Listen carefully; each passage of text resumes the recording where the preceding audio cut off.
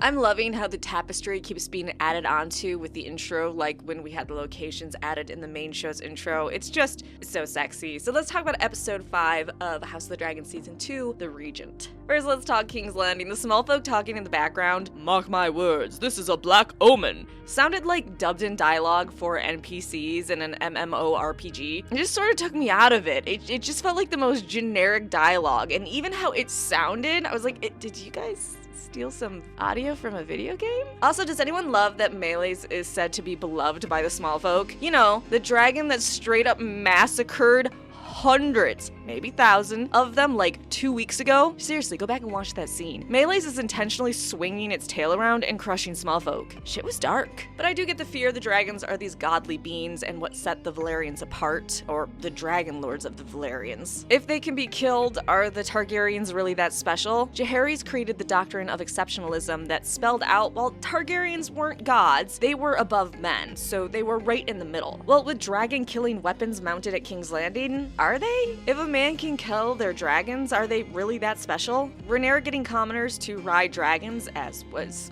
hinted at the end of this episode, will further bring them closer to regular people. Though I guess it hasn't been that long since a dragon has died. Aegon the Conqueror's youngest sister wife lost her dragon and her life in their conquest of Dorne, and then Maegor the Cruel's rule before Jaehaerys, another dragon was killed. So maybe to them that's why that's the bad omen. Whenever a dragon has been killed, a lot of fighting and blood has been shed. So maybe the small folk are like, oh great, round 3. I love how no one is willing to say what they think and or know. Aemon purposely took out Aegon, except for Helaena. She straight up calls him out. Was it worth the price? Which to him, it's like, what? Getting even with the man that tormented me for years, and even after I was his most loyal ally, with the best, strongest dragon guarding King's Landing. You still humiliated me in front of your stupid lackey friends? Yeah, maybe kinda. And even though no one wants to tell Alicent what happened, Alicent knows. She can look at the dagger at Aemon's hip, which is a very weird thing to have. For him to take it so quickly after his brother was injured, very suspicious. So Alicent absolutely knows. She knows what Aemon is. I hope Sunfire isn't dead. Long in the dying isn't great to hear, but how well does someone like Cole know the biology of dragons? So maybe to him he's like, wow, those injuries were really bad. Sunfire, he's long in the dying. He's not dead yet, but with those injuries, he has to be, right? And then, boom, turns out Sunfire isn't dead. And I do get why Cole is hiding what Aemon did. Cole is incredibly close to Aemon. Cole is the father figure that Aemon never had. He spent so much time training Aemon. Cole also understands that they need a strong leader, and without Aemon, they're low on good choices. I guess we could have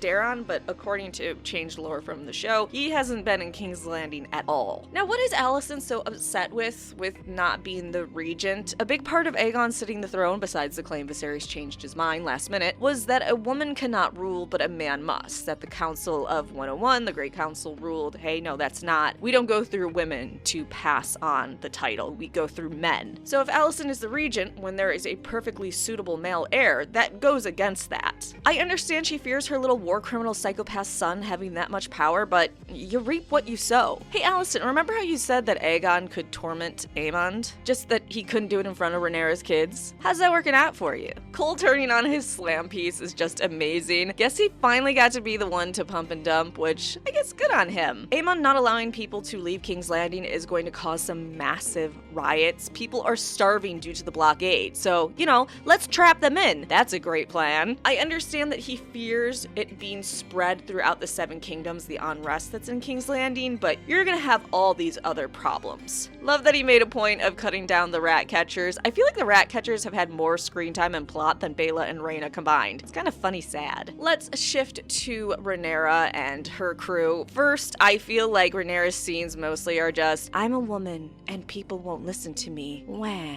She needs to do more. I get it's supposed to give a better explanation for World of Ice and Fire, Fire and Blood Volume 1, where it said she just didn't join in the fighting. She decided to stay there, and it seemed like it was because she was cowardly or just too emotional, where here we see in the show, no, she desperately wants to fight. She desperately wants to win her war by being involved, but she's stuck where she's at. It was nice to see how everyone is grieving Rhaenys death. I do take exception to some of the dialogue. First, Rhaenys claimed melees in 87 AC. Daemon was 6 years old at that time. I guess he could still be PO'd, but a little weird. I'm glad they did touch more on Corlys and his deep love for Rhaenys. There were other women and another Targaryen princess that tried to tie Corlys down, but it never worked. Only Rhaenys was able to do so. Though Corlys didn't do his 9 voyages for Rhaenys like Baela tried to insinuate, what was important was that she was the only person able to pull him away from the sea. He was 37, already went on a ton of adventures by the time he married a 16-year-old Rhaenys. He didn't go out to sea on these adventures for her, he came back from the sea from those adventures for her. Which is why in the end they were having so much conflict. She wasn't able to pull him away from the sea anymore and he started running away. So kind of a bummer that they didn't follow through on that. So what I love about Jace, his actor in season 1 was made fun of for leaning forward comically. The actor promised to fix it for season 2, and he absolutely did. Now this season, the thing he's doing is always putting both hands on his sword hilt, to the point where it's really distracting. Every time I see Jace in a scene, I think, okay, how many times are you gonna put your hand on your hilt and kind of lean into it? If Jace lives to season 3, I can't wait for any new mannerisms he has that he just over-exaggerates. Also, Jace is kind of a fuckboy this season, and I'm here for it. The phrase always being dopey idiots is my favorite canon consistency. Why everyone wants a super haunted ruined castle is beyond me, but I don't mess with ghosts, so I guess you can see it from the perspective of it's the largest castle, it's the most grand, even though it's really run down and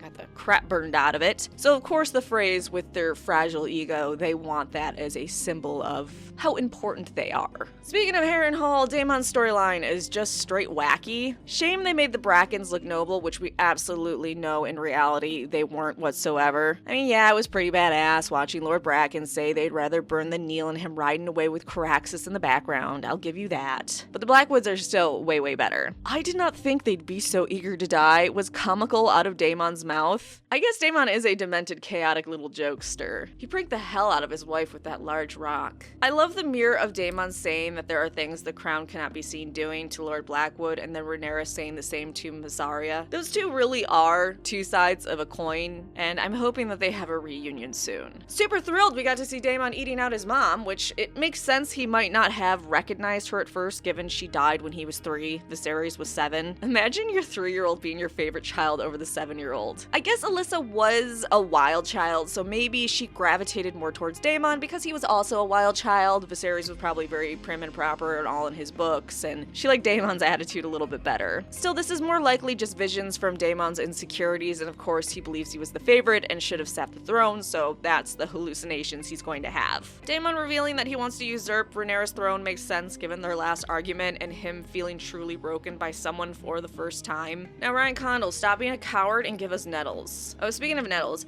wow, it's great to see Lady Jane Eyre and the Eyrie. Happy she called out Rhaenyra. Hey, you promised a dragon to protect me. What are these little pipsqueaks going to do? So I wonder with this being an issue and Lady Eyre being like, I'm not going to give you any of my men if you don't give me a dragon that can actually protect me. If this is leading to maybe Rhaena taming a wild dragon that's at the Eyrie or find someone that will. Lastly, Aegon calling out for his mummy was so sad. What a horrible thing to feel bad for an R-wording psychopath. So I would say this is an okay episode. Really looking forward to the next episode with the dragon seeds and the absolute bloodbath that is going to follow.